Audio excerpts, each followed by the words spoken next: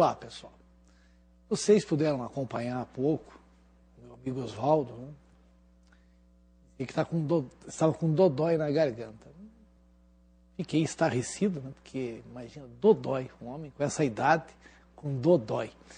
Mas cada um reage da sua maneira, né? Vamos para a nossa aula de hoje.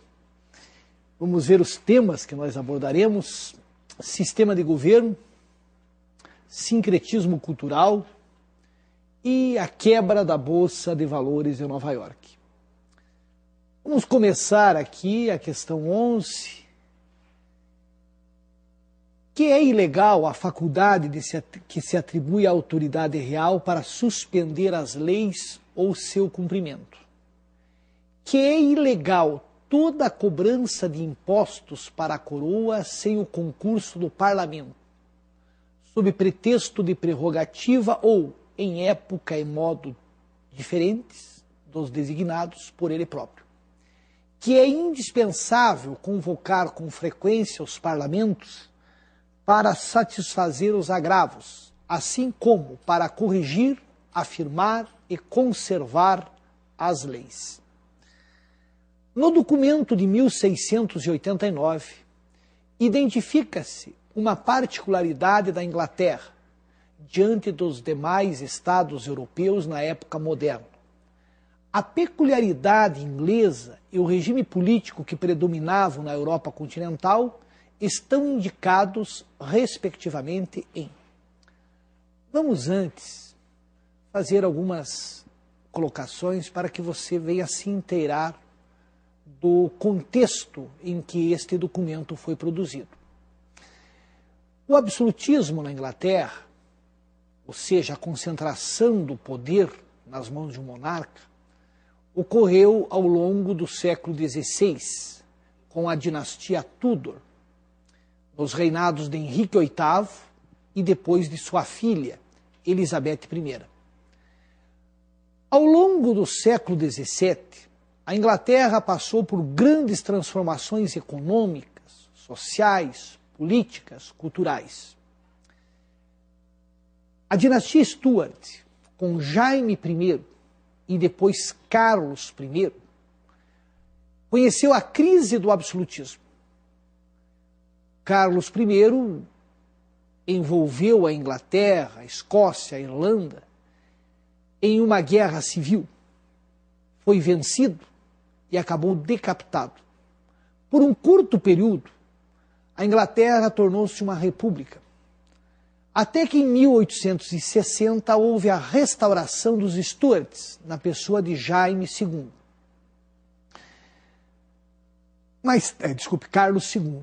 Mais tarde, o seu irmão Jaime II quis reviver o absolutismo.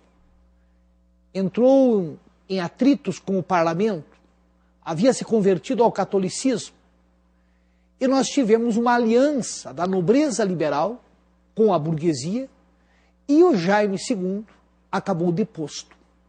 Foi a chamada Revolução Gloriosa. Gloriosa por quê? Porque foi sem derramamento de sangue. Muito importante, você grave aí. A Revolução Gloriosa de 1688, ela foi uma revolução burguesa, porque a classe social que mais se beneficiou foi a burguesia. Foi parlamentar, porque o poder deixou de estar na figura do rei e passou a estar no parlamento. A clássica fórmula: o rei reina, mas não governa. E foi liberal. Os homens que tinham propriedades, os homens que tinham recursos, é que passaram a serem eleitos para o parlamento. Era o liberalismo. John Locke, que viveu nesta época, endossou as transformações que ocorreram na Inglaterra com a Revolução Gloriosa.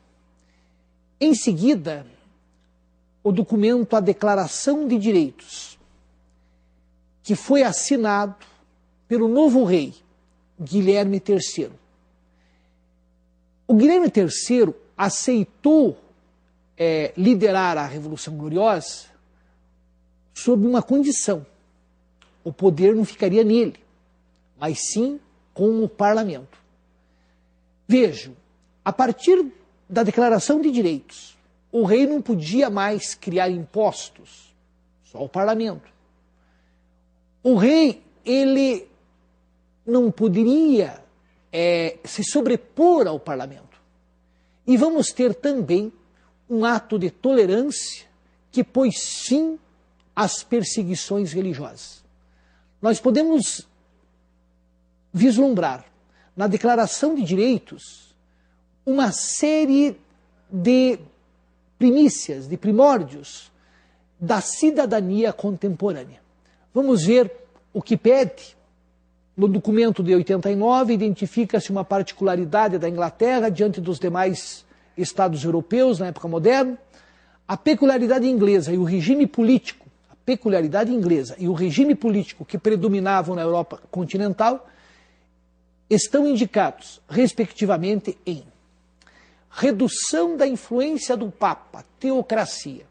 Não há nenhuma referência no texto ao Papa. O texto refere-se exclusivamente à Declaração de Direitos, que foi promulgada na Inglaterra em 1689. Então, a A nós já eliminamos. Vamos deixar a B para depois. Vamos para C. Ampliação da dominação da nobreza, república. Eu acabei de falar a vocês que a Revolução Gloriosa foi uma revolução burguesa. Então não houve o fortalecimento da nobreza. A forma monárquica de governo foi mantida. Não foi instaurada a forma republicana. Também não é a C. Expansão da força do presidente. O presidente, a república. Parlamentarismo. Vejam aqui uma contradição. No parlamentarismo, o poder está nas mãos do primeiro-ministro e não do presidente. E não vem ao caso aqui porque nem havia presidente em 89 na Inglaterra, então a D pode ser completamente descartada. Restrição da competência do Congresso, presidencialismo, também não tem nada a ver com o documento que nós lemos. Uma questão, eu diria fácil, né? Bastante fácil. O documento, limitação do poder do soberano, e o que predominava na Europa então era o absolutismo. Porque veja o que está sendo perguntado. A peculiaridade inglesa. A Inglaterra estava fora da maioria dos demais países. A peculiaridade inglesa era a limitação do poder do soberano, através desse documento. E o regime político que predominava era o absolutismo. A França era absolutista, a Áustria absolutista, a Rússia absolutista. A Inglaterra é que estava fora desse contexto. Tá? Vamos para a próxima. Então, B. Vamos para a próxima. Aqui vocês têm umas imagens, né? Que diz: a figura apresentada é um mosaico produzido por volta do ano 300 depois de Cristo, encontrado na cidade de Lod, atual estado de Israel, portanto, na Ásia Menor. Nela encontram-se elementos que representam uma característica política dos romanos no período, indicada em mosaico, ali vejam, elefantes, leões, girafas, animais os mais diversos. E a questão: encontra-se elementos que representam uma característica política dos romanos no período, indicada em. Os romanos, ainda no período republicano, eles iniciaram uma política expansionista. Num primeiro momento, eles vão conquistar a Itália. Vão vencer gauleses, etruscos, samnitas, vão vencer os gregos que dominavam várias cidades no sul da Itália. Após a conquista da Itália, houve a expansão pelo mar Mediterrâneo. Os romanos se depararam no século III a.C. com uma grande potência naval e terrestre, que era Cartago. Cartago, no norte da África, ficava próxima de onde hoje é Túnez, a capital da atual Tunísia. Os cartagineses eram de origem fenícia, foram os tírios, quer dizer, habitantes da cidade de Tiro, que fundaram Cartago, lá pelo século VIII a.C. Portanto, o choque entre o expansionismo romano e o cartaginês acabou gerando 3 guerras, que ficaram conhecidas como guerras púnicas. A primeira, os romanos venceram e vão dominar a Sicília, a Córcega, a Sardenha. Mais tarde, os cartagineses reagiram e, comandados por um sujeito chamado Amílcar, conquistaram parte de onde hoje é a Espanha. O filho de Amílcar, Aníbal, se lançou para a conquista da Itália e colocou os romanos em perigo. De 218 até 202 a.C., Aníbal colocou em xeque o poderio romano. Mas o Aníbal foi derrotado na Batalha de Zama. Os romanos venceram também aquela que ficou conhecida como a Segunda Guerra entre romanos e cartagineses. E por último, em 146 a.C., os romanos arrasaram Cartago. Após dominarem Cartago, os romanos empreenderam novas conquistas. Conquistaram a Península Ibérica, conquistaram a Macedônia, a Grécia e vieram também a conquistar parte da Ásia Menor.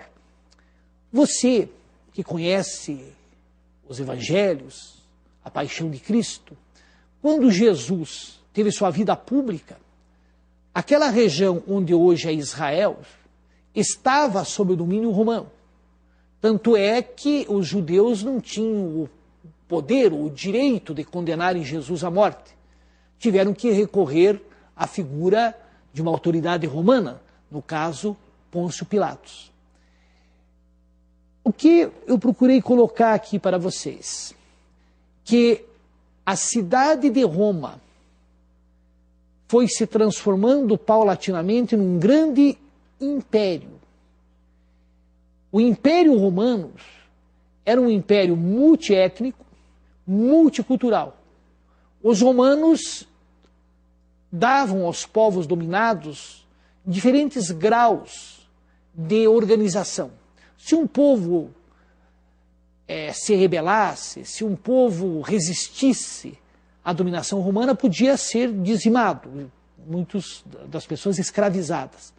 Mas se houvesse a submissão, esse povo teria um certo grau de liberdade e de independência, claro, subordinando-se às autoridades romanas e pagando os devidos impostos, os devidos tributos aos romanos.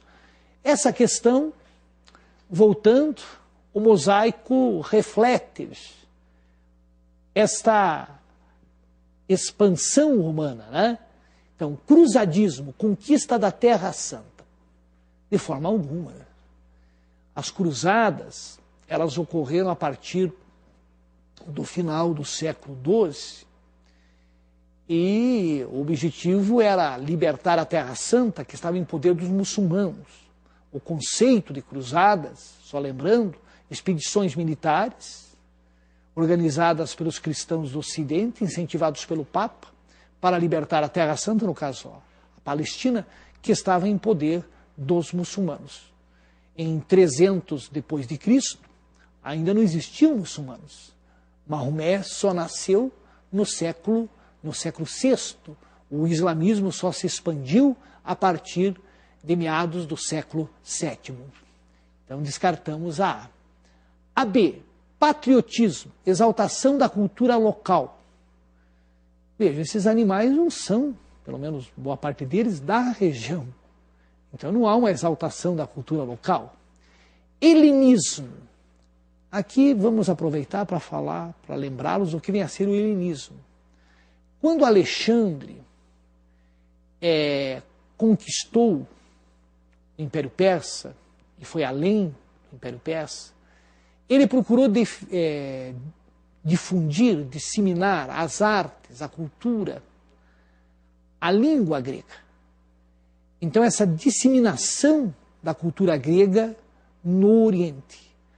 Quando a gente fala em cultura helenística, nós estamos falando dessa fusão da cultura grega com as culturas orientais. Imperialismo. O imperialismo foi filho da Revolução Industrial. Há historiadores que usam o vocábulo imperialismo para designar a dominação que ocorreu também no mundo antigo. Mas, normalmente, a expressão é usada para designar o capitalismo em sua fase de desenvolvimento, quando ganhou força a exportação de capitais e a partilha do mundo entre as grandes potências. Expansionismo, diversidade dos territórios conquistados. Essa, né? Expansionismo, diversidade dos territórios conquistados. Né? Uma questão relativamente fácil, né? E só gostaria de lembrá-los que sobre civilização romana é importante você também não esquecer que o modo de produção que predominou foi o escravista. O professor Oswaldo estava falando da escravidão no Brasil, da escravidão na África. Algumas diferenças entre a escravidão clássica do mundo antigo e a escravidão moderna. No mundo antigo, pessoas de quaisquer etnias, não importava a condição social, o nível intelectual, a religião, podiam ser escravizadas. Uma pessoa circulando em Roma, no século III depois de Cristo, se deparava com um escravo louro, de olhos azuis, de origem gaulesa, e podia se deparar com um escravo núbio. Os escravos também, o valor deles variava bastante em decorrência da idade e também de suas qualificações. Existiam escravos que eram médicos, escravos cozinheiros e escravos que eram trabalhadores braçais. Portanto, no mundo antigo, a escravidão não era racial e também não havia nenhum cunho religioso. A escravidão moderna, os que vão ser escravizados são africanos, numa escala pequena, populações indígenas, e também aqueles que não eram cristãos, como os povos eslavos da Europa Oriental. O tema escravidão é um tema que aparece muito, mas muito mesmo nas provas do Enem. A escravidão no mundo antigo, a escravidão no Brasil, as relações com a África, e algo que o aluno às vezes ele passa desapercebido. Com o fim do Império Romano, tem-se a impressão que a escravidão ela acabou. Ela não acabou. Houve escravidão na Europa Ocidental, a época que nós chamamos de feudalismo, Idade Média. Só que o número de escravos era pequeno. Em geral, eram escravos domésticos. Boa parte deles oriundos do mundo eslavo. Tanto é que de eslavo veio para o português a palavra escravo, esquiavo. Quando no mundo antigo, os servos eram o escravo. Na Idade Média surge a distinção entre servo e escravo. O servo, ele era um homem livre, mas atado à terra, ao feudo, e tinha que pagar taxas pelo uso do lote de terra onde ele trabalhava. Escravo, servo, operário. Vejam, o escravo ele era uma mercadoria que podia ser trocada, vendida, enfim, o escravo era comercializado. O servo, o que era mais importante era a terra. Ele estava atado à terra, ele era livre, entre aspas, mas ele não podia deixar a terra e pagava pelo uso da terra. Com o capitalismo, com a Revolução Industrial, o operário, ele vende a sua força de trabalho. Ele, operário, é livre. O trabalho é que é a mercadoria, que o capitalista compra pagando em troca um salário. Vamos para a próxima. A Europa entrou em estado de exceção, personificado por obscuras forças econômicas sem rosto ou localização física conhecida, que não prestam contas a ninguém e se espalham pelo globo por meio de milhões de transações diárias no ciberespaço. Estamos imersos numa crise financeira como nunca tínhamos visto desde a Grande Depressão iniciada em 29 nos Estados Unidos. A comparação entre os significados da atual crise econômica e do crash de 1929 oculta a principal diferença entre essas duas crises, pois, antes de nós respondermos, o modo de produção capitalista que se consolidou com a Revolução Industrial, ele tem crises cíclicas. Uma das mais sérias crises do modo de produção capitalista ocorreu em 1929. Os historiadores que analisaram a crise de 29, eles detectaram diversas causas. Foi uma crise de superprodução agrícola e industrial. Mas também foi uma crise de subconsumo, de redução do consumo, queda das exportações e de uma gigantesca especulação financeira. Após a Primeira Guerra Mundial, os Estados Unidos da América emergiram como a maior potência capitalista. E os Estados Unidos, durante a década de 20, o país teve um crescimento econômico extraordinário. Só que vejam vocês, a produção industrial, de uma maneira bastante desorganizada, aumentou num ritmo superior ao consumo interno. Como os países da Europa começaram a se recuperar, houve uma redução das exportações. Você tem um aumento da produção industrial e você tem uma queda das exportações. Na agricultura, graças à mecanização, à utilização de fertilizantes e defensivos agrícolas, a produção também aumentou num ritmo superior ao consumo. Como os países da Europa também estavam se recuperando e produzindo mais, as exportações de produtos agrícolas começaram a declinar. E houve algo gravíssimo, que foi a concentração de renda.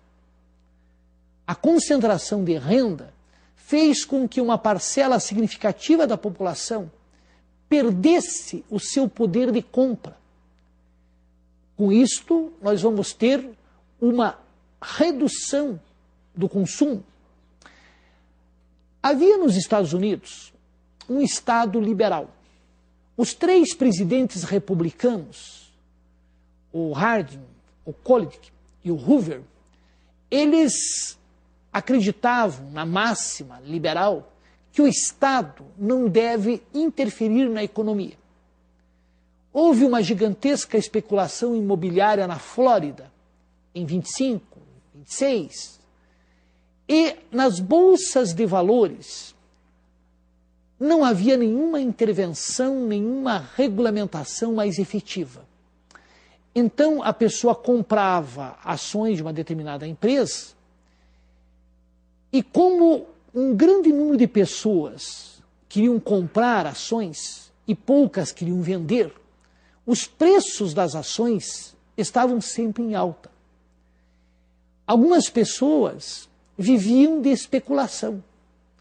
Um exemplo concreto: o sujeito não tinha recursos para comprar ações. O crédito era fácil. Ele ia a um banco e, sem maiores garantias, ele conseguia um empréstimo e comprava ações. 2 anos depois, ele pagara o empréstimo que fizera e ainda amealhava recursos, pois as ações haviam subido extraordinariamente. Era muito bom. Todos achavam que estavam enriquecendo. Só que, em 29, começaram a surgir claras evidências que a economia não ia bem. E no dia 24 de outubro de 29, a maioria das pessoas queriam vender as ações e poucas queriam comprar. E houve um declínio incrível dos valores das ações, uma verdadeira quebra da bolsa. Era uma quinta-feira e era chamada de Quinta-feira Negra. Na sexta houve uma amenizada. Passou o final de semana. Na segunda, as ações até que tiveram uma certa valorização, para na terça despencar. Terça-feira, 29 de outubro de 29. Muitas empresas simplesmente deixaram de existir porque faliram. Bancos faliram. Agricultores não tinham para quem vender seus produtos e não tinham como pagar suas hipotecas. O presidente Herbert Hoover pediu calma à população, mas pouca coisa fez. A crise norte-americana, ela tornou-se mundial, devido ao papel hegemônico dos Estados Unidos na economia mundial. O Brasil foi atingido? É claro que o Brasil foi atingido. O Brasil vivia da exportação de produtos agrícolas, especialmente o café. E o maior comprador do café brasileiro, os Estados Unidos. Houve crise política no Brasil? Sim. Em 1930 tivemos eleições, venceu o Júlio Prestes, mas a situação econômica era conturbada e nós tivemos a Revolução que derrubou o presidente Washington Luiz e que promoveu a ascensão do Dr. Getúlio Vargas. Nos Estados Unidos, o presidente Hoover continuou no governo, bastante impopular, mas continuou no governo. E o número de pessoas desempregadas aumentou extraordinariamente. Em 32, em torno de 17 milhões de pessoas estavam desempregadas. Mais de entre 25% e 30% da mão de obra economicamente ativa estava desempregada. Tivemos eleições presidenciais nos Estados Unidos em 32. Herbert Hoover, era candidato à reeleição, mas ele perdeu para o candidato da oposição, o democrata Franklin Delano Roosevelt. E Roosevelt prometeu durante a campanha que ia procurar tirar o país da crise. Ele assumiu em 1933 e no período em que entre a vitória e ter assumido o poder, ele formou uma equipe de jovens economistas e administradores e nós vamos ter o New Deal, que foi implementado a partir de 33. Ele rompe com aquele capitalismo liberal e passamos a ter um Estado mais intervencionista. Qual era o grande problema? O desemprego. O que o presidente fez? Passou a construir grandes obras públicas. E em torno de 2 milhões de norte-americanos puderam ter empregos. Os salários eram baixos, mas pelo menos o sujeito ganhava alguma coisa e podia consumir. Também o presidente procurou criar uma previdência social, mais tarde, um salário mínimo.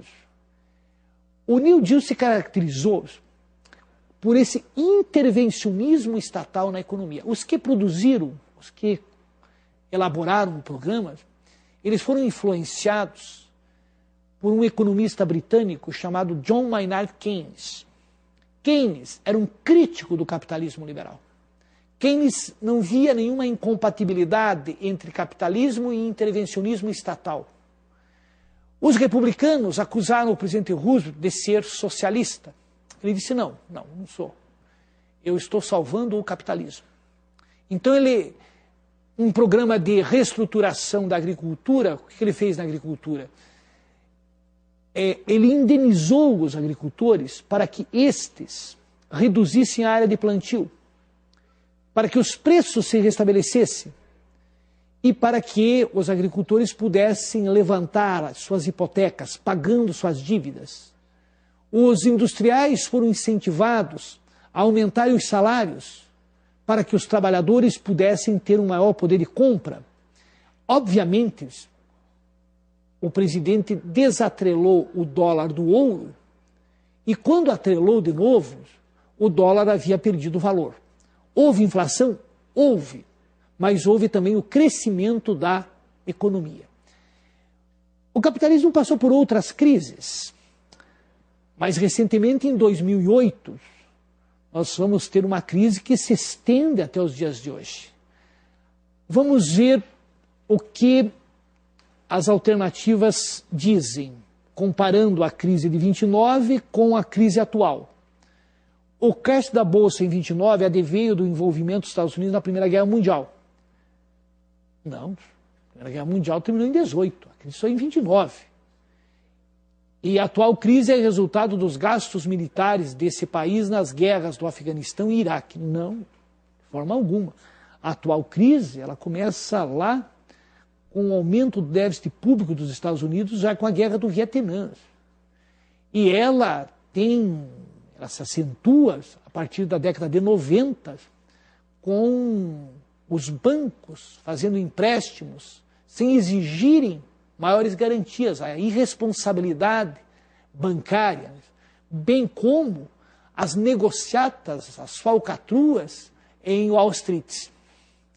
A crise de 29 ocorreu devido a um quadro de superprodução industrial nos Estados Unidos e a atual crise resultou da especulação financeira e da expansão desmedida do crédito bancário. A crise de 29 e a de 2008, elas têm semelhanças e têm diferenças. Semelhanças. No poder estavam os republicanos. Uma outra semelhança, ela foi mundial. Diferenças. A de 29 teve consequências muito mais desastrosas. A atual, ela se circunscreveu a um número menor de países. Então é isto.